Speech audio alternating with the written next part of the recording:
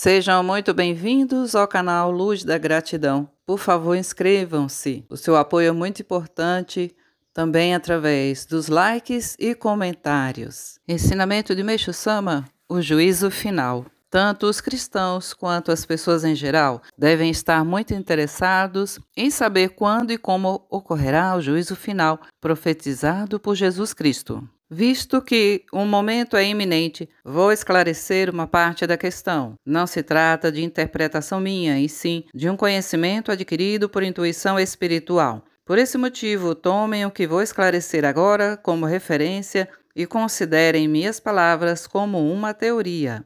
Em primeiro lugar, é necessário deixar claro se realmente haverá um juízo final. Ora, um ser sagrado como Jesus Cristo, que hoje é alvo da fé de milhões de seguidores, entre os quais se contam povos de nações desenvolvidas que lideram o mundo, não profetizaria algo que não ocorrerá. Caso sua profecia não se concretize, ele não passará de um mentiroso.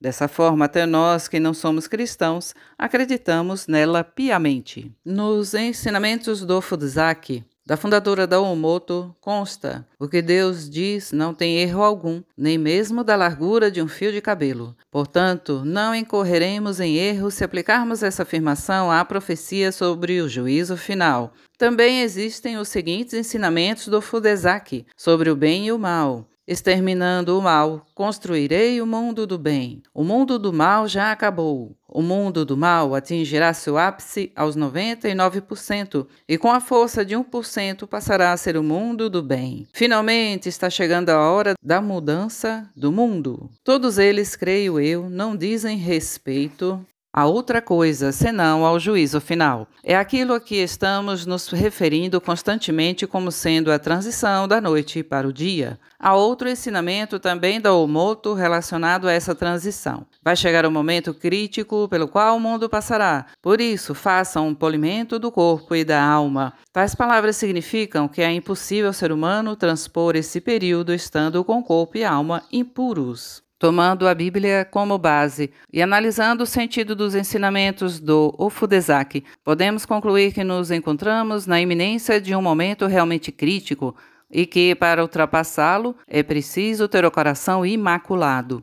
O homem mau decairá e perecerá por toda a eternidade. Consequentemente, torna-se imprescindível purificar a alma através de uma fé correta, a fim de que possamos transpor essa fase com segurança. Entretanto, na sociedade é comum ouvir que isso é um absurdo, que as divindades são apenas frutos da imaginação humana e que, na realidade, não existem. Os materialistas podem não acreditar, mas quando chegar o momento decisivo, mesmo que aflitos quiserem voltar-se para Deus, obviamente será tarde e não haverá mais o que fazer. E isso está bem evidente. Naturalmente, Deus, com seu grande amor, salvará o maior número possível de pessoas.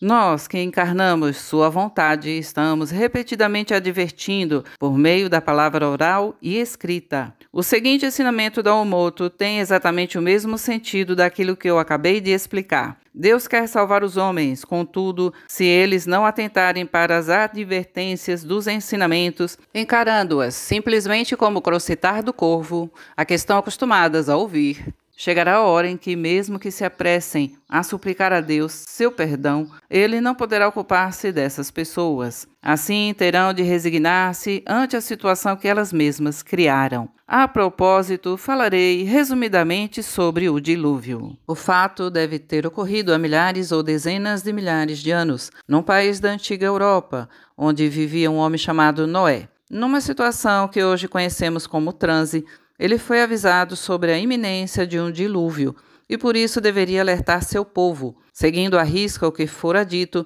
anunciou aos homens a ocorrência do referido fato, mas ninguém acreditou em suas palavras. Alguns anos se passaram, mas finalmente ele conseguiu convencer 7 pessoas. Então Deus lhe ordenou que construísse uma arca. Essa arca tinha o formato de uma noz e possuía uma tampa. Pouco tempo depois, começou a chover ininterruptamente. Uns dizem que choveu durante 40 dias, outros 100. O certo é que foi um longo período de fortes chuvas. As águas subiam cada vez mais, inundando as casas. Apenas o cume das montanhas ficava de fora. Os homens construíram barcos ou se refugiaram nas montanhas. Todavia, os animais ferozes e as cobras venenosas, querendo salvar-se, entravam nas embarcações ou subiam as montanhas. Famintos, eles devoraram todos os homens. Apenas as 8 pessoas que estavam na arca foram poupadas, pois os animais não conseguiram entrar nela, devido à tampa que a fechava. Elas são consideradas antepassados da atual raça branca. No Novo Testamento consta que João Batista realizava o batismo pela água e que Jesus Cristo fará o batismo pelo fogo. O dilúvio possui o mesmo significado que a purificação do Espírito pela água, realizada por João. Assim, a purificação do Espírito pelo fogo atribuída a Jesus Cristo só pode ter o mesmo significado do juízo final, que está prestes a chegar. A água é matéria e o fogo é espírito. Consequentemente, aquilo que estamos realizando atualmente, o método de purificar o espírito por meio do espírito, nada mais é que o batismo pelo fogo. Uma vez que o espírito se reflete na matéria, creio que a influência que esse batismo exercerá sobre ela será uma mudança sem precedentes. Contudo, precisamos saber que o momento crítico atingirá apenas o mal